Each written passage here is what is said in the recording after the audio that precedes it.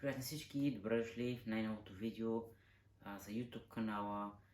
В това видео ще си говорим относно три от най-големите грешки или спънки, които провалят, така да се каже, студентите. И това е нещо, което е според мен неизбежно, защото всеки един от нас преминава през такива моменти от своя живот. Да, това е нещо, което е неизбежно и заради това споделям с вас три от нещата, които студентите правят като грешки и всъщност как може това да го предотвратим или как може да се справим с това, когато изпаднем в такава ситуация, за да е по-лесно за нас процесът с справяне да е по-благоприятен в последствие за нас.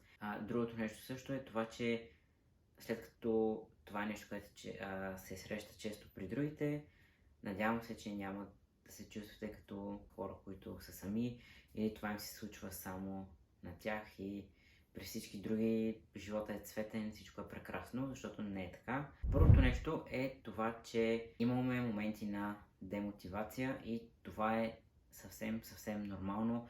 Ние не сме машини, няма как да се пушваме и да работим 24/7 и това да е наистина постоянно. Имаме моменти, в които не ни се иска, нямаме мотивация, нямаме енергия, нямаме никакво желание и имаме чувство, че всичко върви срещу нас. Имаме и такива дни, нормално е. Обаче въпросът е, добре, какво правим в такива моменти?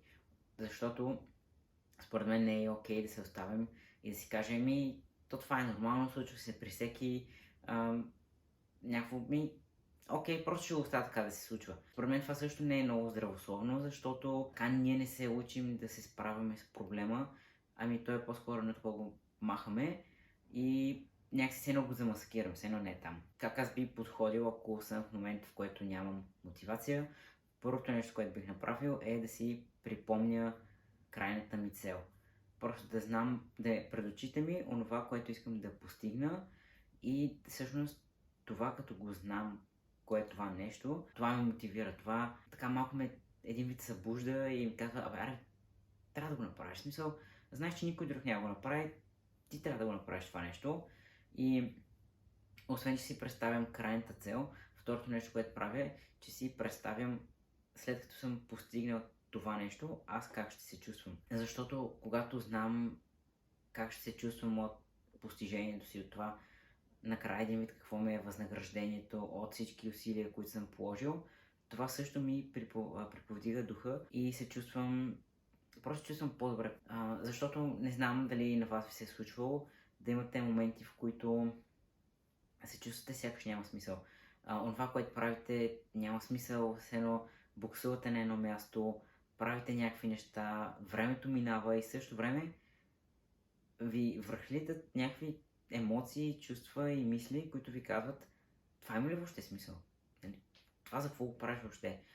И това е нещо, което може да бъде много демотивиращо. Заради това, когато имаме крайната цел, някакси това ни приповдига духа и ни кара да се пушнем дори и в трудните за нас моменти. Третото нещо, което правя неща, които знам, че ми носят щастие, биха ме мотивирали, биха ме раздвижили. При мен това е да спортувам, когато усетя, че съм по-така ленив, гадно ми е, тъпо ми е, така нататък. Или излизам на разходка, която гледам да наистина мозъка ми да си почине и да не се натоварвам психически с някакви други мисли, които пак ще са негативни и няма да доведат до нищо хубаво. Не, оставам се, просто така всичко да се излее, да се махне от мен и да като аз едно натискам бутона рестарт, горе-долу така изглежда. Другия вариант е започвам да тренирам, което също ми помага да се изкарам всички негативни емоции. И третото нещо, което също ми помага е медитация. В повече случаи това е водена медитация, буквално 5-10 минути и след това се чувствам като прероден. Просто ми е наистина също като рестарт бутон и препоръчвам за всеки човек да си намери нещо, което за него работи. Това са три от нещата, които работят за мен. И това съм го разбрал от проба, грешка, пробвал съм много неща и това са нещата, които наистина за мен работят. Второто нещо, което виждам като спънка при студентите, е това, че те отлагат. Ама отлагат и отлагат и отлагат. И с това отлагане с цел, или по-скоро с вярата, че когато дойде момента, да речем, за изпита, ние ще имаме достатъчно време, ще бъдем наистина мотивирани, наистина ще направим абсолютно всичко, както се пише по книгите, когато дойде изпита. Обаче не 2 или 3 или 4 седмици преди изпита, ами 2 до максимум 3 дни преди изпита. И това също не е здравословно, защото първо, отлагайки от това нещо, то винаги си остава някъде на заден фон. Винаги ще го има едно такова чувство, аз трябва да уча, ама днеска няма да е. Смисъл, днеска много неща правих, други изморих се и някак. И до следващия ден. И пак е същата история, и пак, и пак, и пак. Докато вече е толкова наложаващо това нещо, че просто не може да бъде избегнато и трябва да бъде направено. И почваш да се чудиш, добре, аз сега как ще си набавя 8 часа сън в рамките на 3 часа? Колко Red Bull ми трябват, за да не спя следващите 2 дни, примерно? И това се случва, защото хората, студентите също отлагат. И когато отлагаш, си правиш гадно на себе си и има един израз, че никой друг не може да ти направи живота толкова гаден, колкото ти самия, и това също тук е валидно. А след това съветът ми е: планирайте изпитайте си от по-рано на време и си дайте наистина задачата, например, да учите всеки ден по 1 час или да четете по 1 час, няма значение, по дадения предмет или дадения изпит, дадената тема и така нататък. За да си имате един буфер и за да не ви е толкова стресиращо, когато дойдат изпитите или когато дойде цялата сесия и така нататък. Третото нещо, което спъва студентите, е мнението на другите. И това е защото много от хората не сме научени да бъдем дебелокожи. От какво ще рече дебелокож? Това ще рече, когато вие не се засягате от мнението на непознатите хора. Не се засягате от мнението на хора, които не представляват за вас хора, от които вие може да се научите. Защото много често ние биваме критикувани от хора, които... от всякакви хора. Всъщност, ние сме критикувани от абсолютно всеки един човек. И не винаги това е нещо, което човек отсреща иска, разбира се.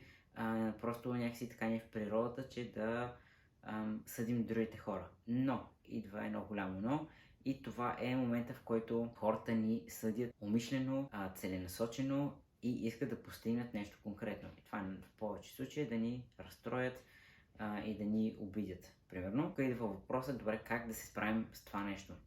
Ами, нещо, което на мен много, адски много ми помогна, беше това, че си повтарях. Добре, този човек сега, когато ме съди, когато ми каже някакви негативни неща, това има ли нещо общо с мен въобще?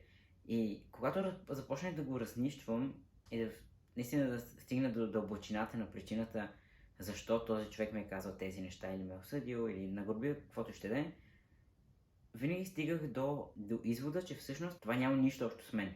Когато някой ми каже, че аз примерно уча прекалено много или работя прекалено много, което в повечето случаи наистина е било така, или добре, ти защо това го правиш по този начин, защо не го направиш по еди кой си начин, или когато някой ми казва нещо срещу мен, от гледна точка на критика или обида, whatever, няма значение, аз почвам да се питам, добре, след това наистина ли се отнася до мен, като аз какъв съм като човек, например. И другото нещо, когато някой ми каже, добре, ти що работиш толкова много, или добре, тебе оценките, защо толкова те интересуват, тебе защо те интересува колко пари ще изкарваш, или парите защо толкова те интересуват и така нататък. Или някой да коментира аз колко пари изкарвам, колко време прекарвам в учене и така нататък. И в крайна сметка, наистина, разнищвайки това нещо, аз ако питам човека от среща, добре, на тебе това как ти пречи? По абсолютно никакъв начин първо това не пречи на хората. И второто, което е, той не говори за мен. Ако някой се смущава от това, че аз обичам да говоря за пари открито и питам хората някакви такива неща, или пък питам хората за някакви по-специфични и задълбочени неща, просто мен това ме интересува и ми е интересно да слушам. Ако те се възмущават, това означава, че нещо не е окей при тях. Нещо тях ги тормози, за да те да бъдат притеснени от това нещо. И да, това просто започнах да го прилагам във всеки един момент, когато някой ми казва някакви добри неща за мен, когато някой ми казва нещо негативно за мен и така нататък, се опитвах да си задам този въпрос. Това какво общо има с мен? И в края на деня, онова, което се извадих като извод и онова, което много, много ми помогна, беше това, че в края на деня на хората реално не им пука за теб, на тях им пука за това, те как ще изглеждат в твоите очи, първото, което е. Второто, което е нещо, което наистина, другото нещо, което много ми помогна, беше това, че когато някой говори нещо по мой адрес, нещо срещу мен, нещо за мен, начина по който човек отсреща се държи към мен, това няма нищо общо с мен. Това е единствено и само говори за човека отсреща. И това е нещо, което ме избави от това да си притеснявам и да си мисля сега този човек какво си мисли за мен, оня какво си замисли за мен и всякакви такива работи. Просто на мен в един момент спря да ми пука, защото когато някой говори нещо за мен, то няма нищо общо с мен.